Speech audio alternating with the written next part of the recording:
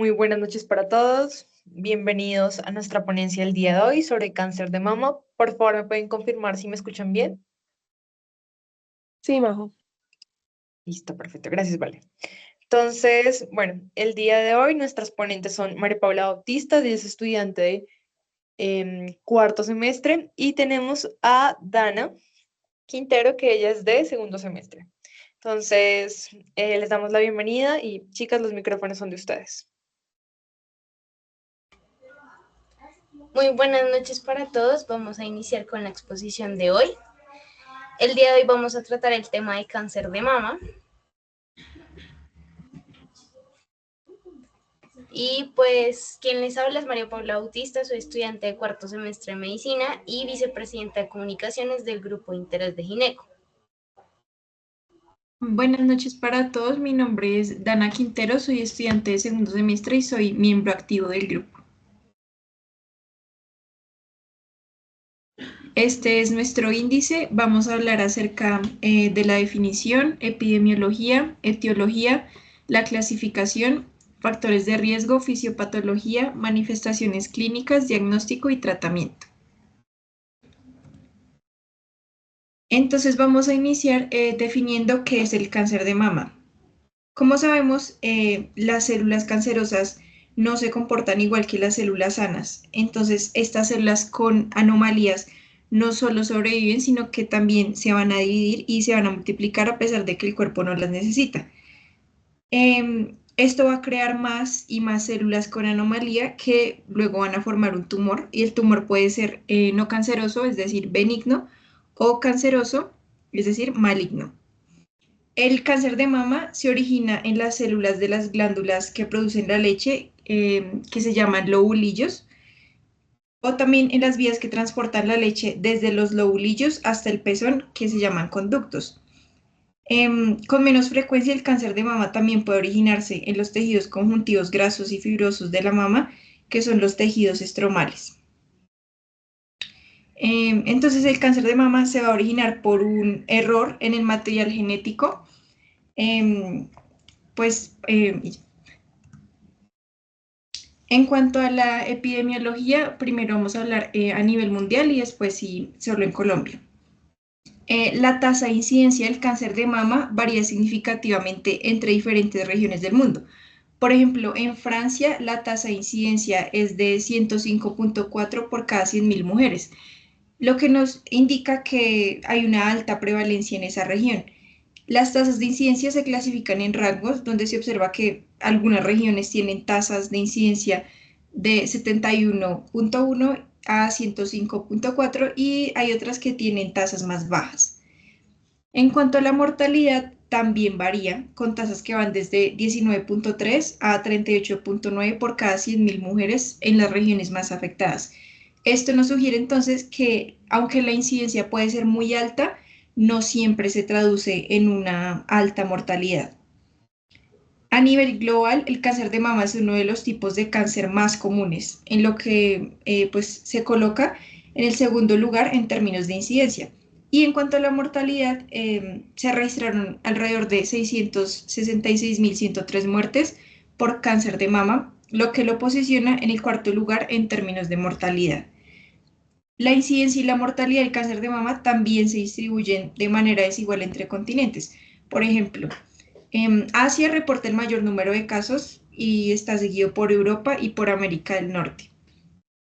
Esta información entonces nos sugiere que la detección temprana y el tratamiento adecuado son cruciales para mejorar los resultados en la mortalidad del cáncer de mama y que las tasas de mortalidad pueden ser más altas en regiones donde el acceso a la atención médica es limitado. Bueno, en Colombia en 2022 se registraron 17.018 nuevos casos de cáncer de mama. Esto representa el 14,5% de todos los casos de cáncer en ambos sexos. El cáncer de mama causó 4.752 muertes en 2022, lo que equivale al 8,4% de todas las muertes por cáncer. Este cáncer es el más frecuente entre las mujeres, seguido por el cáncer colorectal y el cáncer de cuello uterino. En hombres, pues el cáncer de próstata sí es el más común. Y la prevalencia a 5 años del cáncer de mama es de 54.604 casos. La etiología del cáncer de mama es multifactorial y nos va a involucrar una combinación de factores genéticos, hormonales, ambientales y también de estilo de vida, pero eso lo vamos a profundizar más adelante con los factores de riesgo. En cuanto a la clasificación histológica, bueno, tenemos principalmente estos 4 tipos. El primero es el carcinoma ductal invasivo, que es el tipo más común de cáncer de mama, que se origina en los conductos mamarios y puede diseminarse a otros tejidos. Tenemos también el carcinoma lobulillar invasivo, que se origina en los lobulillos de la mama y también puede diseminarse. Tenemos el carcinoma ductal in situ, que es un tipo no invasivo que se encuentra en los conductos mamarios y no ha invadido el tejido circundante, y el carcinoma lobulillar in situ, que es similar al carcinoma ductal in situ, pero se origina en los lobulillos y se considera un marcador de riesgo para el desarrollo de cáncer invasivo en el futuro. También tenemos otros tipos como el carcinoma medular, el carcinoma tubular, el carcinoma mucinoso, entre otros. En cuanto a la clasificación por estadio, entonces, bueno, tenemos primero el estadio 0, que se utiliza para describir los casos de cáncer de mama no invasivos, como el carcinoma ductal in situ. En este estadio 0 no hay indicios de células cancerosas o células no cancerosas con anomalías que se salgan de la zona de la mama en la que se originaron. En el estadio 1 vamos a describir el cáncer de mama invasivo, es decir, cuando las células cancerosas toman o invaden el tejido mamario que las rodea. El estadio 1 está dividido en subcategorías que son la 1A y la 1B. El estadio 1A presenta 2 condiciones. El primero es que el tumor mide hasta 2 centímetros y el segundo es que el cáncer no se ha extendido más allá de la mama, es decir, que no hay ganglios linfáticos afectados. Y el estadio 1B también presenta una de estas 2 condiciones. La primera es que no hay tumor en la mama, sino que en los ganglios linfáticos se observan pequeños grupos de células cancerosas de entre 0,2 y 2 milímetros. Y la segunda condición es que se observe un tumor en la mama que mide menos de 2 centímetros y en los ganglios linfáticos pueden haber pequeños grupos de células cancerosas de entre 0,2 a 2 milímetros. En el estadio 2 también se va a subdividir en 2 categorías, que es el 2A y el 2B. En el estadio 2A, entonces, se va a diagnosticar así cuando se presente una de algunas 3 de esas condiciones. La primera es que no haya tumor en la mama, pero se detecten tumores que superan los 2 milímetros en 1 a 3 ganglios linfáticos axilares, o también en los ganglios linfáticos cerca del esternón. La segunda condición es que el tumor mida 2 centímetros o menos y que haga metástasis en los ganglios linfáticos axilares. Y la tercera condición es que el tumor mida entre 2 y 5 centímetros y no se haya propagado hacia los ganglios linfáticos axilares. También entonces tenemos la categoría 2B, que también se tiene que presentar una de estas 3 condiciones. La primera condición es que el tumor mida entre 2 y 5 centímetros y que en los ganglios linfáticos se observen pequeños grupos de células de cáncer de mama. El segundo es que el tumor mida entre 2 y 5 centímetros y que el cáncer haya hecho metástasis de 1 a 3 ganglios linfáticos axilares. En el cáncer de mama estadio 3 también vamos a tener subcategorías, que es 3A, 3B y 3C.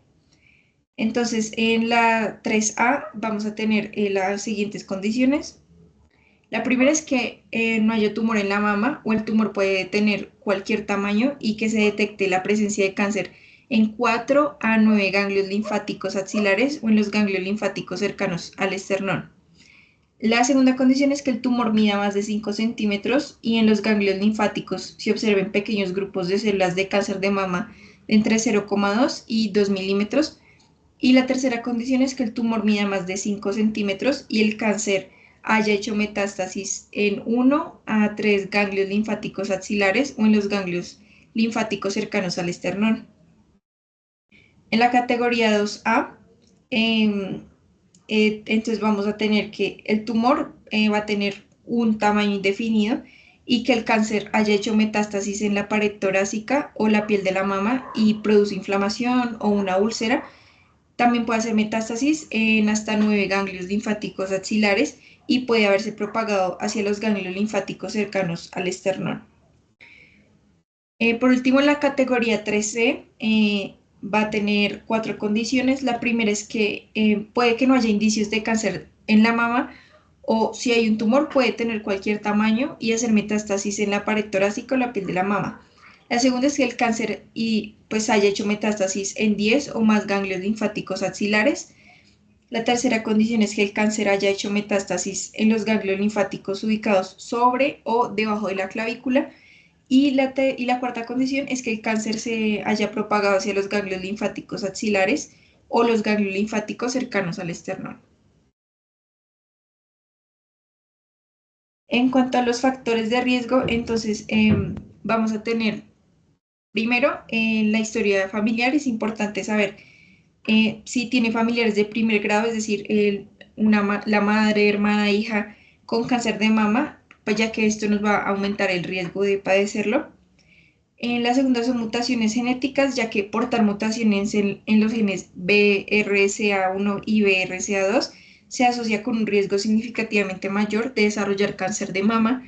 En cuanto a la edad, el riesgo de cáncer de mama va a aumentar con la edad y es más común en mujeres mayores de 50 años. La radiación también previa en el área del tórax va a aumentar el riesgo, especialmente si esta radiación se dio durante la infancia o durante la juventud. Las mujeres que han tenido cáncer de mama en una mama tienen un mayor riesgo de desarrollar cáncer en la otra mama. Los factores hormonales como la menarquía temprana, la menopausia tardía, el uso prolongado de terapia hormonal y no haber tenido hijos o tener el primer hijo después de los 30 años también son factores que pueden aumentar el riesgo. Y la densidad mamaria, ya que las mujeres con mamas densas tienen un mayor riesgo de cáncer de mama y pueden tener dificultades para detectar anomalías en mamografías. En la anamnesis de las pacientes es importante tener en cuenta varios de estos aspectos. Por ejemplo, en la historia familiar de cáncer de mama y de ovario, debemos preguntar a nuestras pacientes sobre diagnósticos en familiares directos. También tener en cuenta la historia personal de cáncer. Debemos indagar si la paciente ha tenido cáncer de mama o de ovario previamente. Los factores hormonales, pues debemos recoger información sobre la menarquía, menopausia y el uso de terapia hormonal. Debemos preguntar sobre tratamientos previos que incluyan radiación en el área del tórax. Y por último, información sobre embarazos, lactancia y la edad al tener al primer hijo.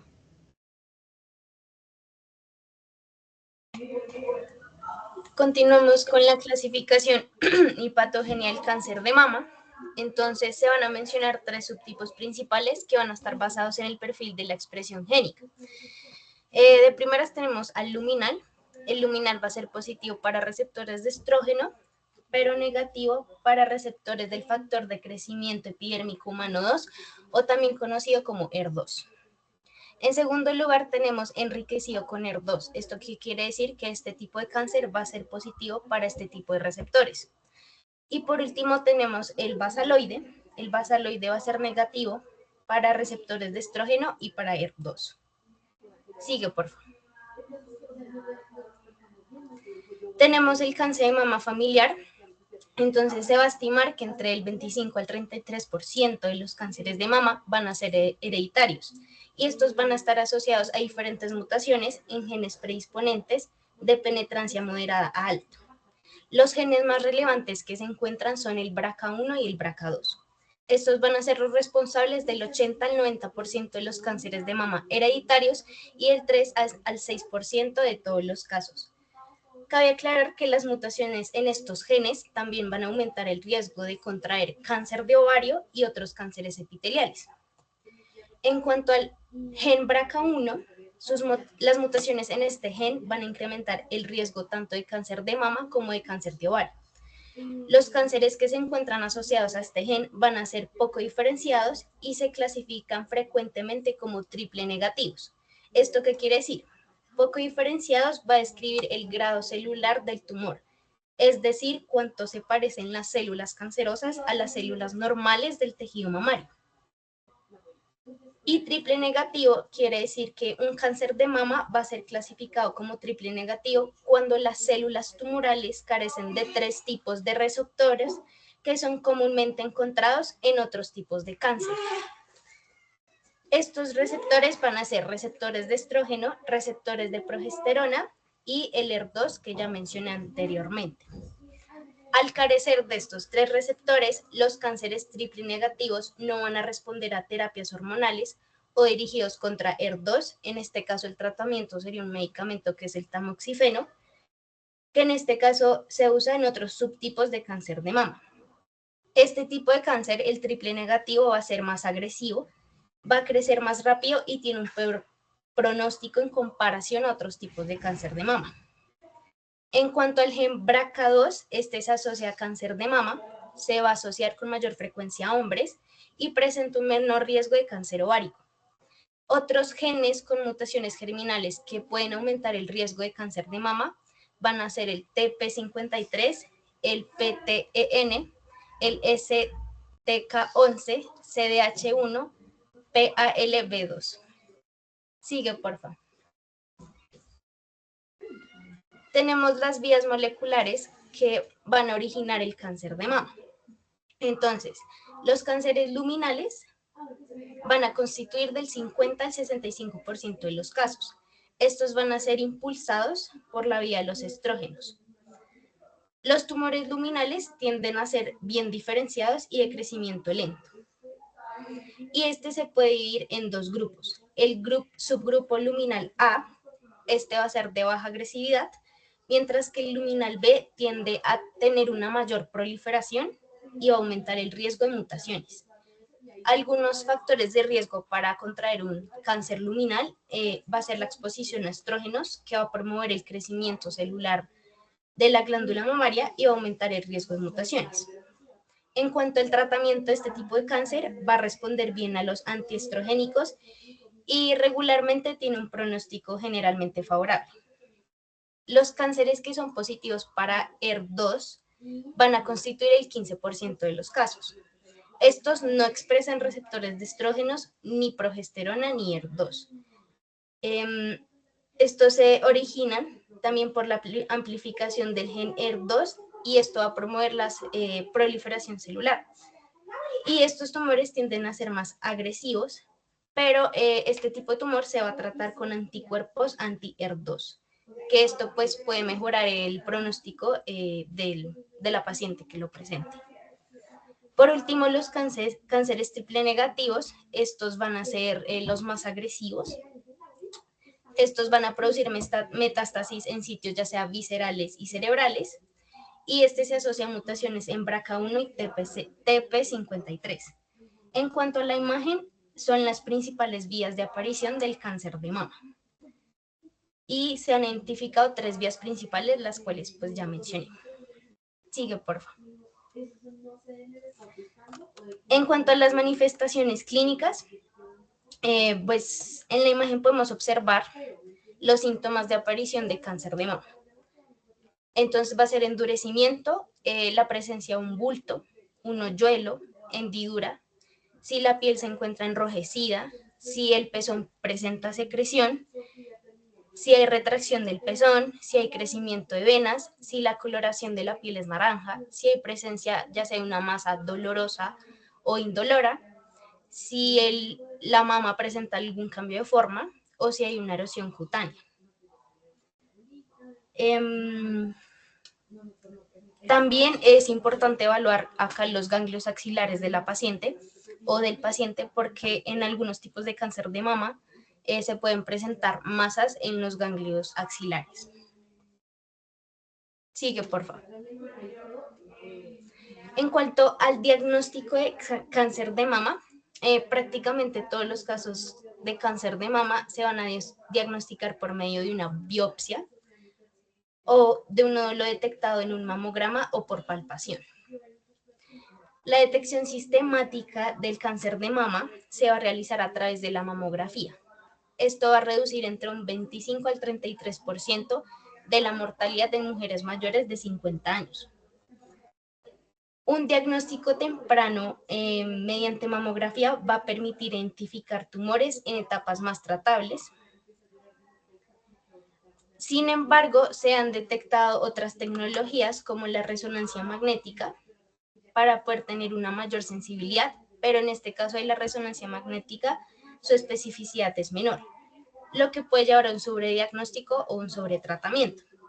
Por esta razón, la mamografía sigue siendo el estándar para la detección del cáncer de mama. Por otro lado, pues para mujeres con alto riesgo genético, la resonancia magnética va a ser el método para llegar a un diagnóstico de cáncer de mama, en tal caso de que esta mujer sea portadora del gen BRCA1 o BRCA2. Otras formas de diagnóstico va a ser mediante una ecografía mamaria, pero principalmente la ecografía se utiliza para distinguir entre quistes llenos de líquido y masas sólidas que en este caso pueden ser cancerosas. También tenemos la biopsia.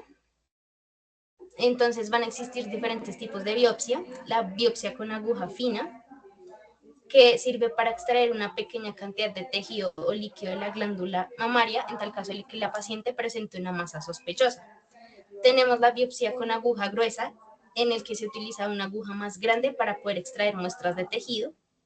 Y tenemos la biopsia quirúrgica, en la que se extrae una parte o la totalidad de la masa sospechosa que se encuentra dentro de la glándula mamaria, y esta va a ser llevada a un análisis de laboratorio. Sigue, por favor. Tenemos la escala BIRATS. Esta escala nos va a llegar a un diagnóstico más completo del cáncer de mama. Entonces, son 6 puntos de la escala. El 0 va a ser un estudio incompleto. ¿Esto qué quiere decir? Que se deben realizar más pruebas, como imágenes adicionales o comparaciones, para poder llegar a un diagnóstico. Tenemos el BIRATS 1, que es negativo, es decir, que no hay ningún hallazgo anormal y las mamas se encuentran en un estado normal y el riesgo de cáncer es prácticamente nulo. BIRATS 2 dice hallazgo benigno, es decir, que se encuentran anomalías, pero son claramente benignas. Un ejemplo de esto sería el fibroadenoma mamario o un quiste. Y en este no hay sospecha de cáncer. Tenemos el BIRAT 3, que es un hallazgo probablemente benigno, en el que existe una baja probabilidad de malignidad, menos del 2%, y se recomienda a la paciente que tenga un seguimiento, generalmente una revisión cada 6 meses. Tenemos el BIRATS 4, que es anomalía sospechosa, y hay una probabilidad moderada de cáncer, entre el 2% al 95%. Acá se le recomienda a la paciente que se realice una biopsia. Y este BIRATS 4 se divide en 3 categorías.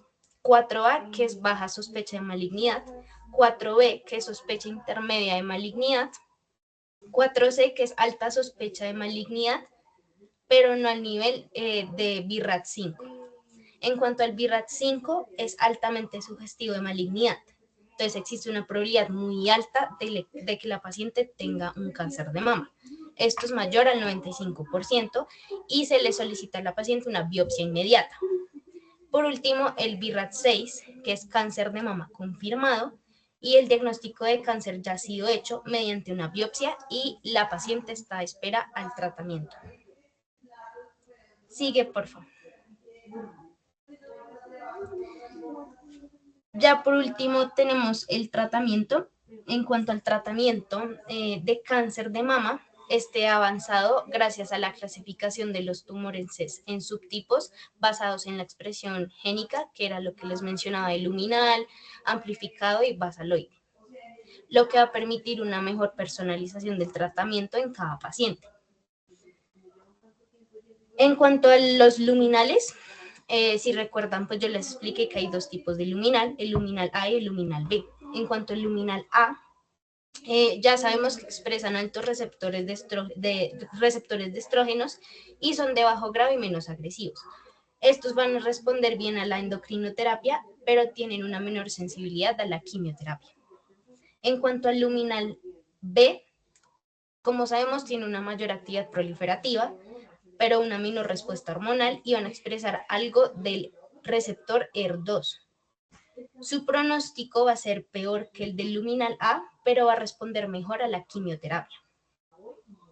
En cuanto al ER2 amplificado, son tumores, como ya lo mencioné, con amplificación del receptor ER2, que históricamente mencionaban tiene un mal pronóstico, pero han mejorado significativamente con el uso de terapias dirigidas, como el trastuzumab. Este va a ser un anticuerpo monoclonal que va a actuar específicamente contra el receptor 2 del factor de crecimiento epidérmico humano, es decir, el ER2. En pacientes con cáncer de mama que tienen tumores ER2 positivos, este anticuerpo va a bloquear la señal del crecimiento que el receptor ER2 va a enviar a la célula tumoral, lo que va a ayudar a detener el crecimiento de cáncer o incluso reducirlo. Además, puede ayudar a activar el sistema inmunológico para que pueda atacar a las células cancerosas. Por último, tenemos el basal. El tratamiento del cáncer de mama basal o triple negativo va a ser el más complicado debido a la falta de receptores de estrógenos, de progesterona y de ER2, lo que lo hace menos susceptible a tratamientos hormonales o una terapia dirigida. Y pues para el tratamiento para este tipo de cáncer, al ser muy agresivo, se recomienda quimioterapia, radioterapia o en tal caso cirugía como una mastectomía.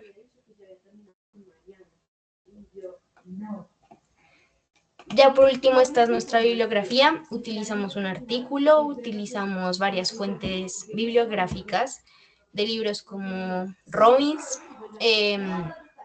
Harrison, Principios de Medicina Interna, y un artículo para la parte de los síntomas y signos clínicos para el cáncer de mama. Muchas gracias a todos.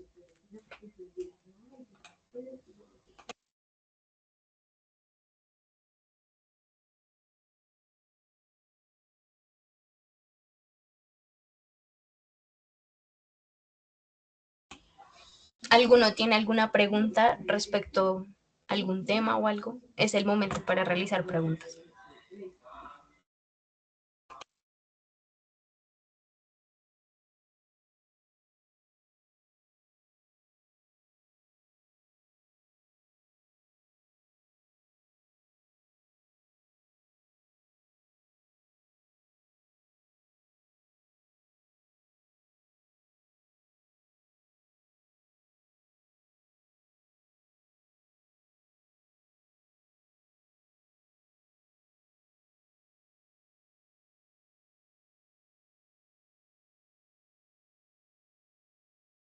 Creo que no, Mapis.